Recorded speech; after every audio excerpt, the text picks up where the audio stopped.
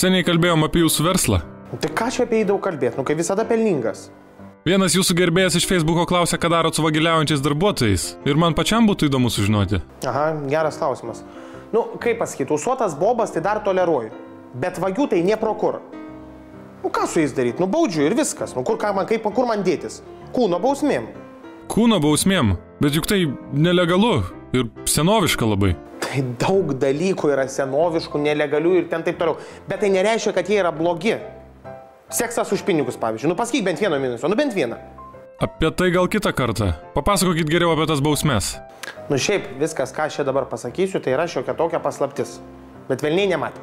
Yra pas mane ceche toks šnipas. Gauna jisai biškai daugiau ten už kitus, bet dirba kaip ir kiti. Ir stebi, ir man raportuoja paskui, kas ką pavogė. Tai taip jūs sužinot, kas nusikalto. O apie bausmę? Tai tu pakentiek biškai, kur tu skubi taip. Tai tas pats bičas dar turi ir slapto baudėjo pareigybę. Čia mano paties sugalvotas pavadinimas ir pareigybė. Žodžiu, viskas vyksta taip. Jei jau koks nors durnelis, psichas sugalvoja ten apsivogti, tai jam po tos vagystės savaitės bėgė ceche nutinka kažkas blogo. Kas pavyzdžiui? Nu tai čia priklauso nuo prasižengimo dydžio. Būna, kad ten netyčia užvažiuoja keltuvas koks ant kojos, arba ten netyčia elektra pakrato ten nuo kokio nors įrenginio. Nu tokie nemalonus, žinai, atsitiktinumai.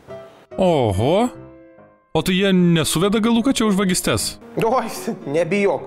Gi pats pagalvok, tarkim, esi absoliučiai durnas, apsivogi darbe, tai tada tokioj, baimiai gyveni kaip ir. Ir jei jau tam pačiam ceche, neužilgo tau nutinka dar ten kažkoks tai blogybė, nemalonus dalykai, tai jau tikrai suvedi galus. Tada tau greičiausiai atrodo, kad čia jau tave, Dievas pats baudžia. Sakyčiau, genialiai paprastas ir labai suktas būdas valdyti savo darbuotojus. Žmonių valdymas tai pats geriausias dalykas, kurį išmokau vaikystėj, išpasako apie Dievą. Tai kokia buvo baisiausia bausmė, kokią esate įvykdęs? Nu kokia? Žodžiu, atėjo toks durnelis iš Riomerio. Gal net nebaigęs jis to Riomerio. Žodžiu, toks durnas, kad net nesugebėjo pabaigti Riomerio. Pradirbo mėnesį pas mane ir pavogė kilogramą skonio stipriklių. Galvojau, kad ten pats nusibaigs jau nuo tų stipriklių. Laikiau dar kurį laiką, bet nenusibaigė ir pavogė antrą. O antras maišelis tai jau buvo ne tik skonio stiprikliai, o stiprikliai su žiauriai stipriais moteriškais hormonais. Tai dabar turi patsanas papus.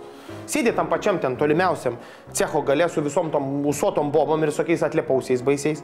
Tie papai jau išsileidinėja, aišku, bet užtat žinau, kad daugiau tai tikrai nebevoks. Tiesa, netyčia tų stipriklių su tais hormonais tai pakliuvo ir į gamybą. Tai patariu vyrams nevalgyti tų dešų, kur barkodas baigėsi skaičiais, kokie ties, 742, va. Arba galit valgyti, koks man skirtumas. Dzin, valgykit.